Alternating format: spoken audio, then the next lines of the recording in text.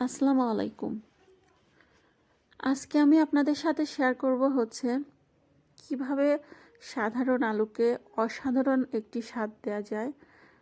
আমরা যেভাবে আলুর দম খেয়ে থাকি সেটাকেই আরও টেস্টি করে কিভাবে তৈরি করা যায় সেটাই আপনাদের সাথে আমি শেয়ার করব।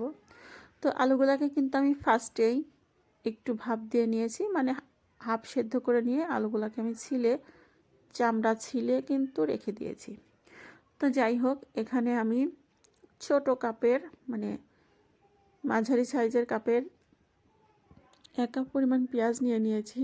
তো পেঁয়াজগুলোকে এভাবে একটু ডুবো তেলেই ভাজা হচ্ছে। ডুবো মানে এই যে দেখাই যাচ্ছে তেল আর কি সমান সমান প্যানে আছে এরকমভাবে। তো 2টো তেজপাতা দিয়ে দিচ্ছি। দিয়ে পেঁয়াজগুলো যখন এরকম বাদামি রং হয়ে ভাজা হয়ে আসছে, ঠিক সে পর্যায়ে আমি দিয়ে দিচ্ছি হচ্ছে একটু আদা রসুনের পেস্ট।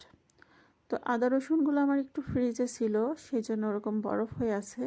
তো তারপরে আমি দিয়ে দিলাম হচ্ছে 1 চামচ জিরা বাটা, আর দিয়ে দিব হচ্ছে 1 চা চামচ মরিচের গুঁড়া।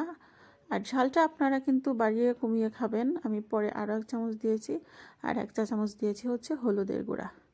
তো দিয়ে বেশ কিছু সময় ধরে কিন্তু মশলাটাকে আমি সুন্দর করে কষিয়ে নিয়েছি। তো মশলাটা কষানোর পরে তারপর আমি দিয়ে দিয়েছি হলো সেদ্ধ করে রাখা সেই আলুগুলা। এখানে আপনারা হয়তো খেয়াল করছেন আমি কিন্তু এখনও গরম মশলা ব্যবহার করি নাই। তার অবশ্যই রিজন আছে, তো সেটা আমি পরেই বলছি। তো এরকম তেলের ভেতরেই কিন্তু আলুগুলোকে হালকা হালকা করে ভেজে নিতে হবে। তো কিছু সময় ধরে এরকম কষিয়ে নেওয়ার পরে তারপরে হচ্ছে পানি দিয়ে দিয়েছি। তো পানি দিয়ে খুব বেশি পরিমাণ পানি দেওয়া যাবে না, মানে আলুগুলো ডুবে যাবে এরকম না, আলুর একটু নিচেই থাকবে। বেশি সেদ্ধ হয়ে গেলে কিন্তু মানে ওভার কুক হয়ে গেলে ভালো লাগবে না আলুর দমটা।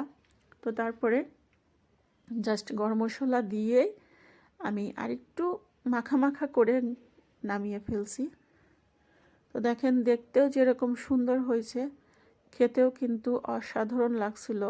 আমি আলুর দমটা কিন্তু লুচির সাথেই পরিবেশন করছি। তো সবাই সুস্থ থাকবেন, ভালো থাকবেন, আমার পরিবারের জন্য দোয়া করবেন। আল্লাহ হাফেজ।